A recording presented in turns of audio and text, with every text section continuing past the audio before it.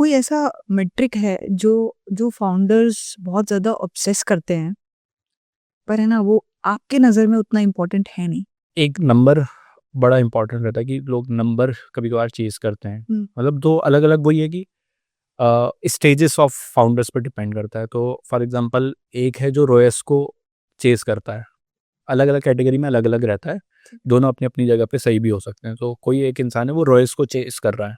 सो इसको हम लोग बहुत डिटेल में समझना पड़ेगा अच्छे से कि मान लेते हैं अपन इन्हीं का एग्ज़ाम्पल लेते हैं। एक सप्लीमेंट ब्रांड है। अब इनने बोला कि मान लेते हैं हमारा 2 का ब्रेक इवन का रोएस है, मुझे 2.5 का रोएस चाहिए ही चाहिए, तो मैं प्रॉफ़िटेबल हो जाऊँगा।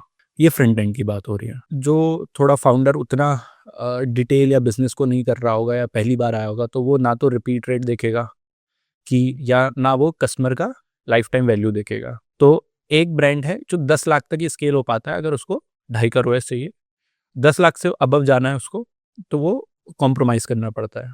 तो अगर वो रॉयस पे डिपेंड रहेगा, वो कभी ब्रांड बना ही नहीं पाएगा क्योंकि 10 लाख पे ही रुका हुआ है क्योंकि उसको प्रॉफ़िटेबल होना है। बट वो एक समझदार फाउंडर होगा, तो वो सबसे पहले समझेगा मेरा रिपीट कितनी बार आता है और कितने परसेंट आता है। तो अगर मेरा ₹1000 की दवाई बेच रहा हूँ एग्ज़ाम्पल और 100 लोगों को बेच रहा हूँ, तो क्या 60 लोग मेरा अगले महीने भी लेते हैं?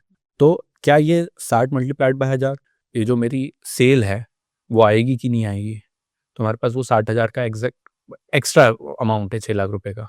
तो वो हम लोगों को समझना होगा कि कस्टमर की लाइफ टाइम वैल्यू क्या है। उस कस्टमर की लाइफ टाइम वैल्यू को समझते हुए हमें अपना कॉस्ट पर एक्विजिशन डिसाइड करना होगा और रॉयस जो फ्रंट एंड पे डैशबोर्ड पे दिख रहा है उसको चेज़ नहीं करना है।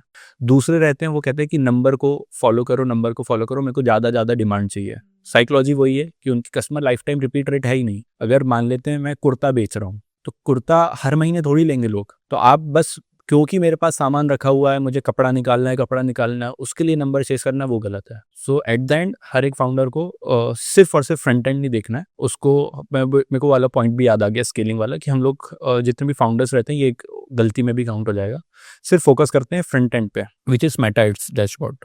बट सिर्फ़ मेटा से आपकी प्रॉफ़िटेबिलिटी नहीं आती, आपकी ये 3-4 और पॉइंटर्स हैं। सबसे पहले फ्रंट एंड पे आपका मेटा एड्स, आप हुँ, कितना कॉस्ट कम कर सकते हो। दूसरा आता है कन्वर्जन रेट। कन्वर्जन रेट इतना इम्पोर्टेंट है और इस पे आई गेस 90% D2C फाउंडर्स ध्यान ही नहीं देते होंगे। ओके। आपकी वेबसाइट पे 100 लोग आए और अभी उनमें से 1% ने खरीदा। स्टैंडर्ड यही चलता है 1 से 4% डिपेंडिंग ऑन प्रोडक्ट की रेंज क्या है।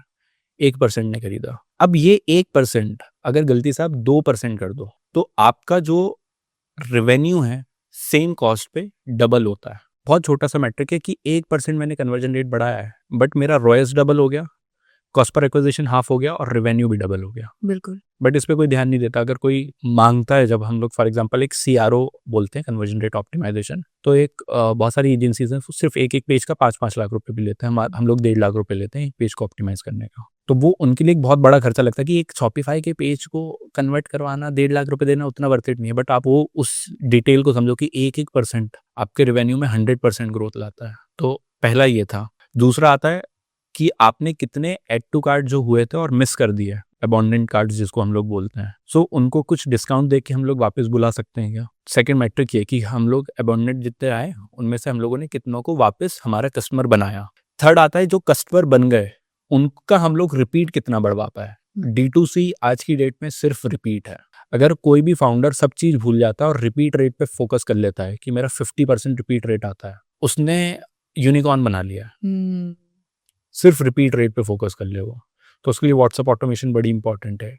डिस्काउंट देना या सेल लगाना बड़ा इंपॉर्टेंट है और सेल का टाइमिंग बड़ा इंपॉर्टेंट है। कुछ-कुछ ब्रांड्स क्या करते हैं, 25 तारीख को लॉन्च कर दी सेल, लोगों के पास सैलरी नहीं है, मंथ एंड चल रहा है। तो ये इस टाइप की चीज़ें मिस हुँ, करना, हुँ। तो रिपीट रेट बढ़ाना। तो जब ये सब चीज़ प्रैक्टिस एक साथ बनती, जब एक एक्चुअल मिलियन डॉलर ब्रांड बनता है और बाकी सब फिर वो 10-15 लाख रुपए में ही फँसे रहते हैं जो सिर्फ मेटा एड्स पे फोकस करते हैं। तो स्केलिंग का सबसे बड़ा मेथड ये भी था।